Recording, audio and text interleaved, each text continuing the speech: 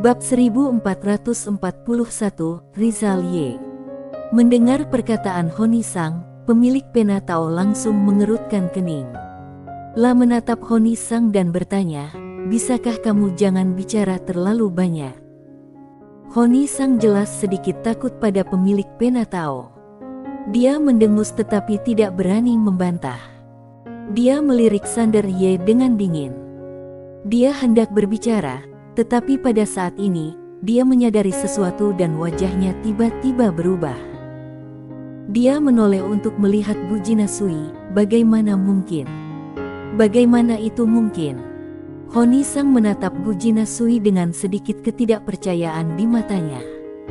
Ketika Sander Y melihat ketiga pemimpin peradaban tanah kuno muncul, wajahnya menjadi gelap, tetapi segera dia sama terkejutnya dengan Honi Sang. Karena ketika para tetua inti tanah kuno, seperti Kyo dan Chenol Li, melihat ketiga pemimpin peradaban, mereka tidak bereaksi sama sekali, seolah-olah mereka telah menduganya. Sander Y menoleh dan menatap Gu Jinasui. Dia sedikit terkejut dan heran, tetapi dia segera mengerti. Ketika dia mengobrol dengan Gu Jinasui, dia berbicara tentang tiga penguasa peradaban. Saat itu, Gu Jinasui mengatakan kepadanya bahwa para penguasa peradaban sudah lama tidak muncul. Dengan kata lain, orang kedua yang mana yang tidak ingin dipromosikan. Jelas saja, Gu Jinasui telah meyakinkan orang kedua yang memegang komando di kedua peradaban ini. Penguasa peradaban bukanlah inti dari tiga peradaban besar, tetapi leluhur peradaban adalah inti dari tiga peradaban besar. Leluhur peradaban tidak tergantikan, tetapi penguasa peradaban dapat digantikan. Sekarang orang-orang kuat di belakang mereka semua dipromosikan dan dilatih oleh mereka, jadi mereka secara alami mendengarkan mereka. Di mana-mana sama saja, orang akan mengikuti siapapun yang memberi mereka manfaat. Gu Jinasui melirik Honi Sang dengan acuh tak acuh dan tidak mengatakan apapun. Wajah Honi Sang tampak agak jelek.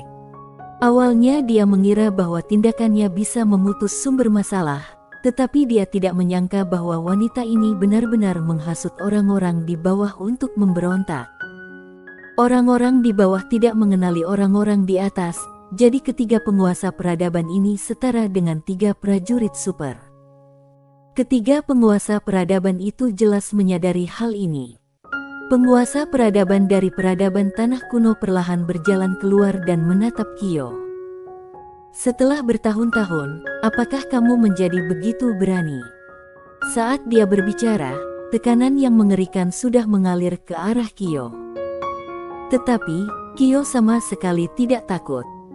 Dia melangkah maju, dan aura alam penguasa wilayah melonjak keluar seperti gelombang pasang, sepenuhnya menahan tekanan. Kyo menatap langsung ke arah pemimpin peradaban tanah kuno dan berkata terus terang, "Selama puluhan ribu tahun, kamu tidak pernah mengurus peradaban tanah kuno. Bagaimana mungkin orang seperti kamu layak menjadi pemimpin peradaban tanah kuno aku?" Pemimpin peradaban tanah kuno itu menyipitkan matanya sedikit, mencari mati. Setelah mengatakan itu, dia tiba-tiba melayangkan tinju ke arah Kyo melalui udara. Saat tinju itu dilayangkan, seberkas cahaya dari tinju itu melesat ke arah Kyo seperti seekor naga raksasa. Kekuatan tinju yang mengerikan itu menyapu segalanya dan sangat mengerikan. Jelas sekali, dia ingin membunuh Kyo secara langsung dan mendapatkan kembali kendali atas tanah kuno. Kyo secara alami memahami niat pihak lain, tetapi dia sama sekali tidak takut. Sekarang dia diberkati oleh formasi Dewa Tanah Kuno dan tiga pohon suci peradaban Suiming. Dia menghentakkan kaki kanannya, dan seluruh tubuh dia menghantam penguasa peradaban Tanah Kuno seperti bola meriam. Tabrakan ini benar-benar menghancurkan cahaya tinju. Dalam sekejap mata, dia bergegas di depan penguasa peradaban Tanah Kuno dengan kekuatan yang mengerikan, dan lawan mengangkat tangannya dan meninjunya. Bang! Sebuah tinju cahaya meledak dari antara langit dan bumi. Keduanya mundur dengan keras pada saat yang sama. Setelah Kyo berhenti, ekspresi yang sangat gembira muncul di wajahnya, karena dia mendapati bahwa pemimpin peradaban tanah kuno tidak dapat berbuat apa-apa kepadanya.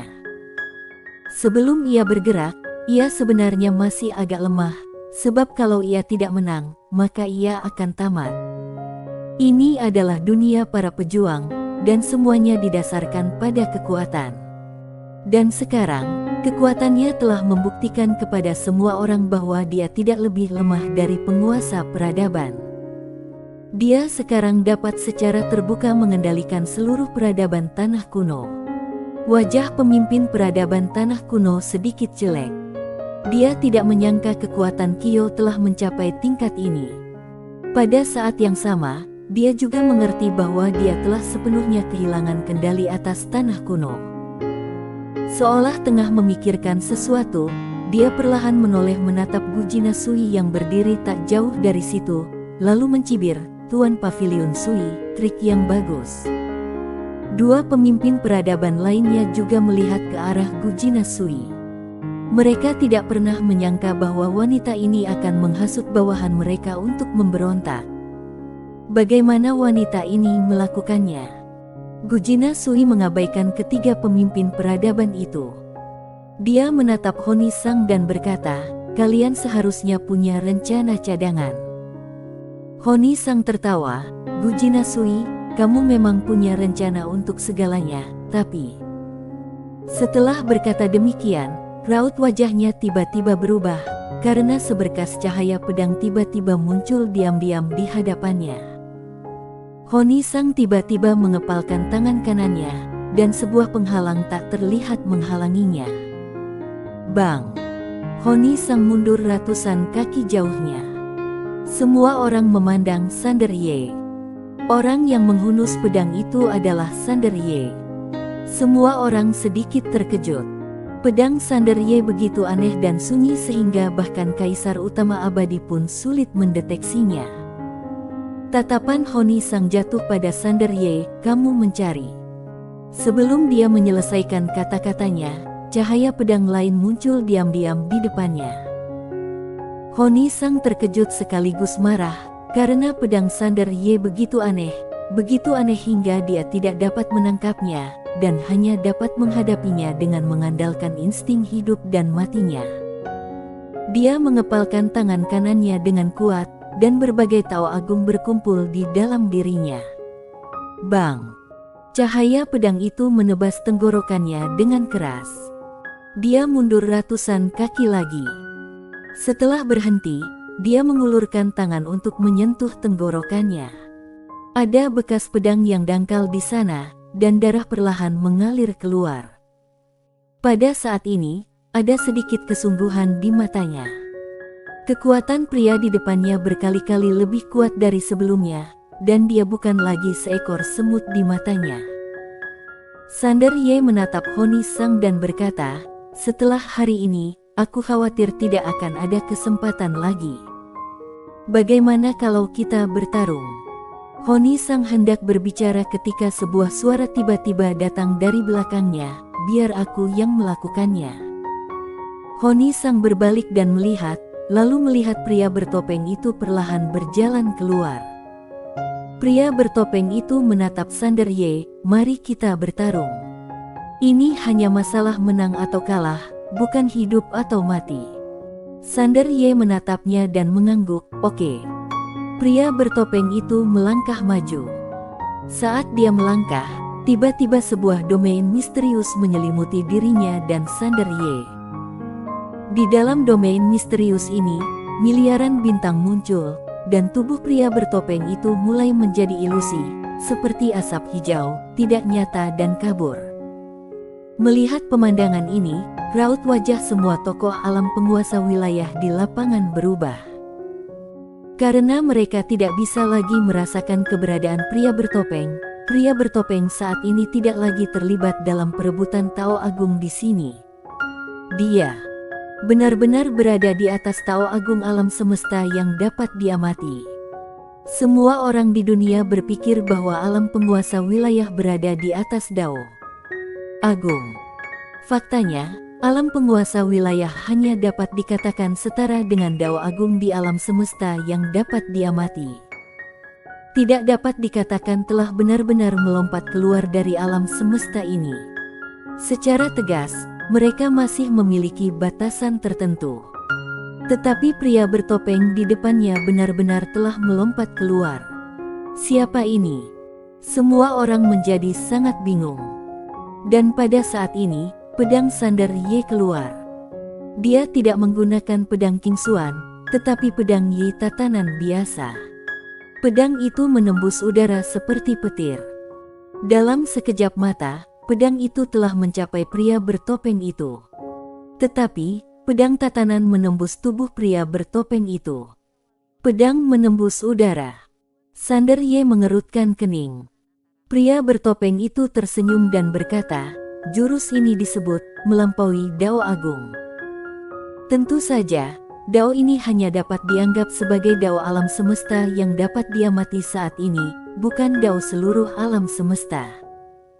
Aku belum pernah menggunakannya pada siapapun, jadi kamu harus berhati-hati. Sander Ye tersenyum dan berkata, baiklah. Pria bertopeng itu tiba-tiba merentangkan telapak tangannya dan dengan lembut menekan ke arah Sander Ye. Dengan tekanan ini, miliaran bintang jatuh lurus ke bawah dan berguling ke arah Sander Ye. Bintang-bintang itu datang satu demi satu, masing-masing lebih kuat dari yang terakhir, padat, dan setiap bintang mengandung Tao Agung. Kendalikan segalanya. Pria bertopeng benar-benar mengendalikan miliaran jalan di alam semesta yang dapat diamati. Ekspresi para ahli alam penguasa wilayah di lapangan menjadi serius saat ini. Pria bertopeng itu langsung menggunakan jurus pamungkasnya pada jurus pertama. Sander Ye perlahan menutup matanya, merentangkan tangan kirinya, dan jiwa pedang yang tak terhitung jumlahnya melesat ke langit dari telapak tangannya. Kekuatan iman. Ini adalah pertama kalinya Sander Ye menggunakan kekuatan imannya setelah datang ke tanah kuno, dan pada saat ini, kekuatan imannya benar-benar berbeda dari sebelumnya. Saat kekuatan iman muncul, semua orang kuat di lapangan mengubah ekspresi mereka. Kekuatan pedang yang dahsyat itu langsung menyapu seluruh galaksi yang tak berujung, dan semua orang merasa tercekik di bawah dahsyatnya kekuatan pedang ini. Tidak ada pengujian atau bolak-balik, dan Sander Ye langsung menggunakan kartu truf terkuatnya. Kekuatan tatanan yang tak berujung berubah menjadi cahaya pedang yang melesat ke langit, menghadapi bintang-bintang yang jatuh secara langsung.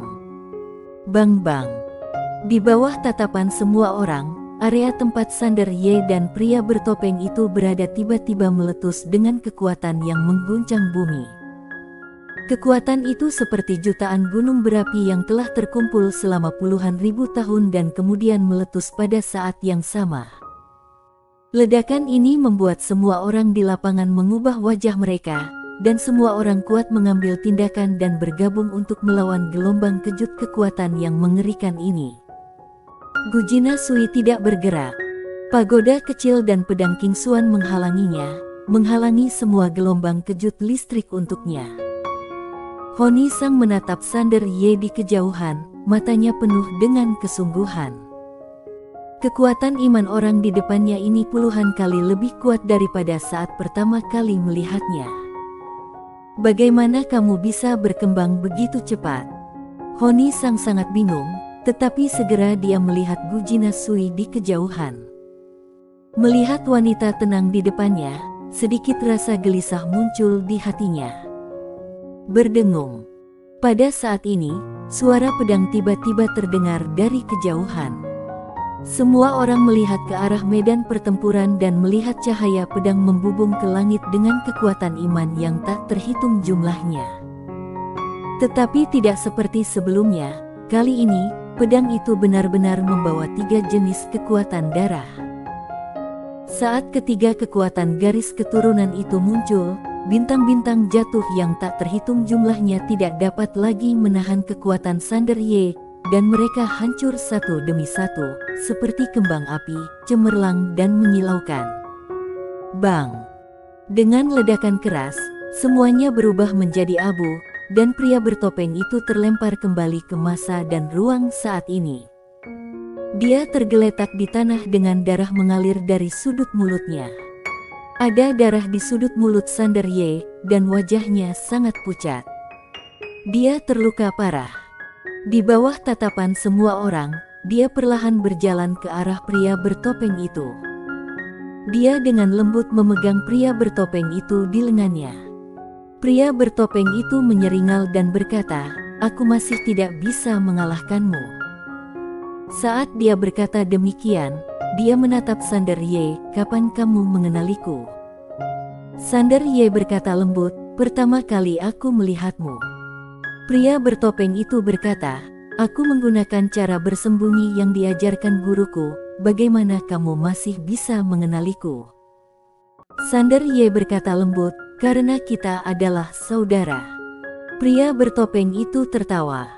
Topeng itu perlahan menghilang, memperlihatkan wajah yang Sander Ye kenal. Rizal Ye. Bersambung.